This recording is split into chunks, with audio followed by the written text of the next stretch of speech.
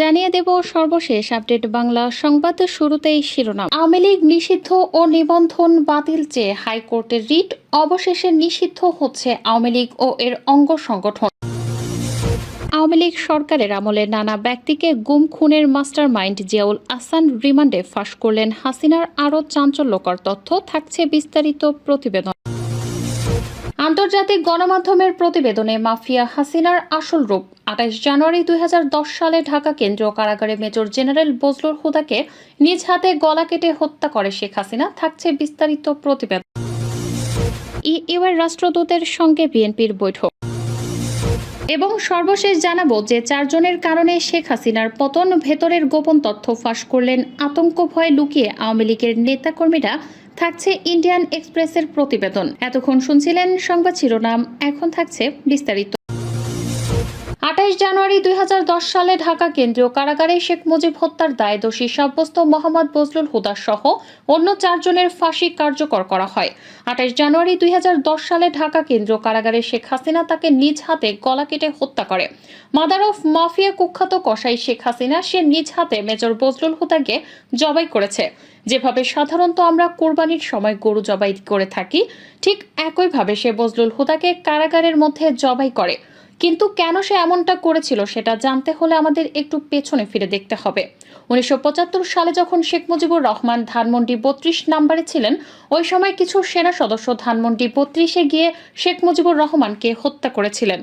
শেখ মুজিবকে যে সেনা সদস্যরা হত্যা করেছিলেন তার মধ্যে একজন হচ্ছে মেজর বজলুল হুদা। বজলুল হুদা তার নিজের রাইফেল দিয়ে সরাসরি বঙ্গবন্ধু শেখ মুজিবুর রহমানকে গুলি করে হত্যা করেছিল। এটাই হচ্ছে তার অপরাধ। এই হত্যাকাণ্ডের জন্য মাফিয়া হাসিনার নির্দেশে 5 জন সেনা সদস্যকে ফাঁসির রায় দেওয়া হয়। আদালত তাদের ফাঁসির রায় দেয়। ফাঁসির দিন ধার্য হয় ২০১০ সালের ২৮ জানুয়ারি। এই দিনে বজলুল হুদা সহ আরও 4 জনের ফাঁসি কার্যকর করার কথা ছিল। তথ্যসূত্র অনুযায়ী ২০১০ সালে ২৮ জানুয়ারি ওই দিন রাত্রিবেলা যখন ফাঁসি কার্যকর হওয়ার কথা ছিল, তখন গোটা ঢাকা শহরের কেন্দ্রীয় কারাগার সহ আশেপাশের কোনো জায়গায় বিদ্যুৎ ছিল না। সব জায়গায় একদম অন্ধকার ছিল।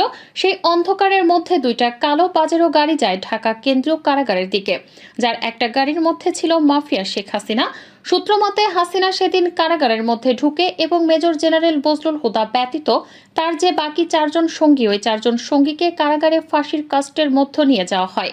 সে সময় বাকি থাকে একজন, তিনি হচ্ছেন মেজর বজলুল হুদা। মাফিয়া হাসিনা কারাগারের মধ্যেই 4 জনকে দিয়ে বজলুল হুদার হাত পা ধরায়। এরপর ঢাকা কেন্দ্রীয় কারাগারে শেখ হাসিনা তাকে নিজ হাতে গলা কেটে হত্যা করে। এ সময় এই মাফিয়া হাসিনা বজলুল হুদার বুকের মধ্যে দাঁড়িয়েছিলেন। আর বজলুল হুদা যখন জবাই করা হচ্ছিল, তখন বজলুল হুদার যে রক্ত হাসিনার শাড়িতেও লাগে। মাফিয়া হাসিনার এ হত্যাকাণ্ডের গোপন তথ্য জনসম্মুখে আসার পর হাসিনাকে ইন্টারপোলের মাধ্যমে দেশে ফিরিয়ে ফাঁসির দাবিতে উত্তাল ছাত্র সমাজ।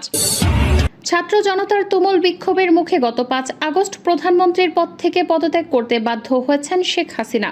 এরপর সামরিক বিমানে করে ভারতে পালাতে বাধ্য হন।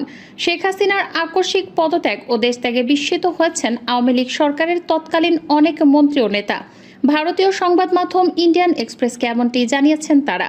শেখ হাসিনা সরকারের পতনের পর তৎকালীন মন্ত্রী থেকে শুরু করে সংসদ সদস্য ও শীর্ষ নেতারা পালিয়ে বেড়াচ্ছেন, আতঙ্ক ভয়ে আত্মগোপনে আছেন। আবার বেশ কয়েকজনকে গ্রেপ্তার করা হয়েছে।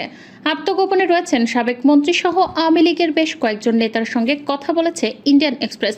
তাদেরই একজন ইন্ডিয়ান এক্সপ্রেসকে বলেন, আপা আমাদের ছেড়ে গেছেন। আওয়ামী লীগের সূত্র থেকে জানা যায়, তিনি যখন চলে যাওয়ার সিদ্ধান্ত নেন তখন তার মন্ত্রিসভা এমনকি তার ঘনিষ্ঠ মিত্ররা পুরোপুরি বিস্মিত হয়ে যায়।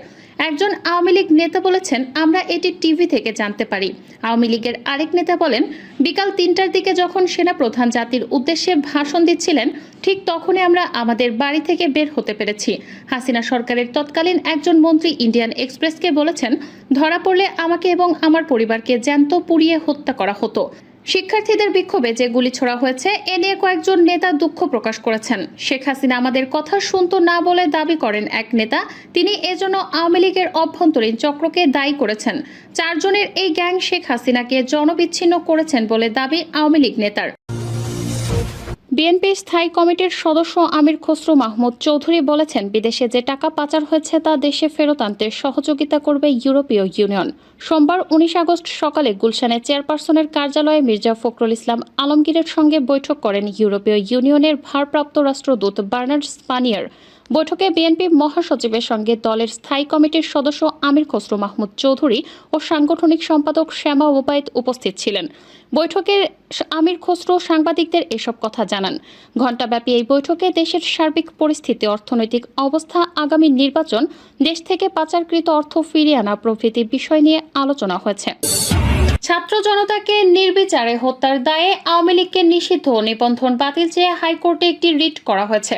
রিটটি করেছেন মানবাধিকার সংগঠন শারদা সোসাইটির পক্ষে নির্বাহী পরিচালক আরিফুর রহমান মুরাদ ভূঁইয়া। রিটে যেসব প্রতিষ্ঠান শেখ হাসিনার নামে রয়েছে সেগুলোর নাম পরিবর্তনও চাওয়া হয়েছে। এছাড়া দেশ সংস্কারের লক্ষ্যে বর্তমান অন্তর্বর্তীকালীন সরকারের মেয়াদ সর্বনিম্ন ৩ বছর এবং বিদেশে পাচার করা ১১ লাখ কোটি টাকা ফেরত আনতে ও বিগত আওয়ামী লীগ সরকারের আমলে চুক্তিভিত্তিক নিয়োগ পাওয়া কর্মকর্তাদের বদলি চাওয়া হয়েছে। দুর্নীতির বিরুদ্ধে কঠোর পদক্ষেপ নিতে যাচ্ছে অন্তর্বর্তীকালীন সরকার। দুর্নীতিবাজদের গ্রেপ্তার ও কালো টাকা উদ্ধার করতে দ্রুতই যৌথ বাহিনীর মাধ্যমে সাঁড়াশি অভিযান শুরু করার পরিকল্পনা রয়েছে সরকারের।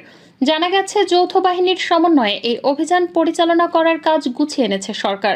বিভিন্ন মন্ত্রণালয় ও জেলাভিত্তিক দুর্নীতি বিরোধী টাস্ক ফোর্স গঠন করার চিন্তাও রয়েছে নতুন দায়িত্ব নেওয়া এই সরকারের দায়িত্বশীল কয়েকটি সূত্র গণমাধ্যমকে বিষয়টি নিশ্চিত করেছে। এদিকে সামাজিক যোগাযোগ মাধ্যমে নেটিজেনরা বলছেন, খুব দ্রুত সন্ত্রাস দমন ও দুর্নীতিবাজদের ধরতে সাঁড়াশি অভিযান চালালে দেশে স্থিতিশীলতা ফিরবে। তবে বিলম্বিত অভিযান দুর্নীতিবাজ ও অপরাধীদের রক্ষার সুযোগ করে দিতে পারে। উল্লেখ্য, ২০০৭ সালের ১১ জানুয়ারি সেনা সমর্থিত ডক্টর ফখরুদ্দিন আহমেদের নেতৃত্বাধীন তত্ত্বাবধায়ক সরকার দায়িত্ব গ্রহণের পরপরই সন্ত্রাস ও দুর্নীতির বিরুদ্ধে সাঁড়াশি অভিযান পরিচালনা করেছিলেন। সে সময় দুর্নীতিবাজদের মধ্যে ব্যাপক আতঙ্ক দেখা দিয়েছিল। দুর্নীতিবাজদের অনেকেই রাস্তায় গাড়ির টাকার ব্যাগ ফেলে পালিয়ে যাওয়ার ঘটনা ঘটেছিল সেই অভিযানের ফলে। এর আগে ১৯৯৬ সালেও বিচারপতি হাবিবুর রহমানের নেতৃত্বাধীন তত্ত্বাবধায়ক সরকার এসে একই ধরনের অভিযান পরিচালনা করেছিলেন। সে সময় অনেক দুর্নীতিবাজ দেশ থেকে পালিয়ে গেলেও গ্রেফতার হয়েছিল অনেক রাজনীতিবিদ ও ব্যবসায়ী। ডিএমপির সাবেক ডিবি প্রধান হারুনুর রশিদের ব্যাংক হিসেবে পরিচিত কিশোরগঞ্জের নেকলি উপজেলা পরিষদের অপসারিত চেয়ারম্যান মোকাররম সরদার গত ২১শে মে অনুষ্ঠিত নির্বাচনে তিনি উপজেলা পরিষদ চেয়ারম্যান নির্বাচিত হন। ডিবি হারুন কিশোরগঞ্জ জেলা পুলিশকে ব্যবহার করে নির্বাচনে প্রভাব বিস্তারের মাধ্যমে তাকে জিতিয়ে আনেন। নির্বাচনের সময় সেটি ছিল ওপেন সিক্রেট। নির্বাচনে বিজয়ী হওয়ার পরপরই তিনি ঢাকায় গিয়ে হারুনের সঙ্গে ফুলেল শুভেচ্ছা বিনিময় করেন। স্থানীয়রা জানিয়েছেন, মোকাররম সরদারের মাধ্যমে হারুনের টাকায় কিশোরগঞ্জের নিকলিতে অত্যাধুনিক অটো রাইস মিল প্রতিষ্ঠা করা হয়েছে। ডিএমপির তেজগাঁও জোনের ডিসি হিসেবে দায়িত্ব পালনের সময় ২০২১ সালের ২২শে জানুয়ারি নির্মাণাধীন মিলটি হেলিকপ্টার যোগে পরিদর্শনে যান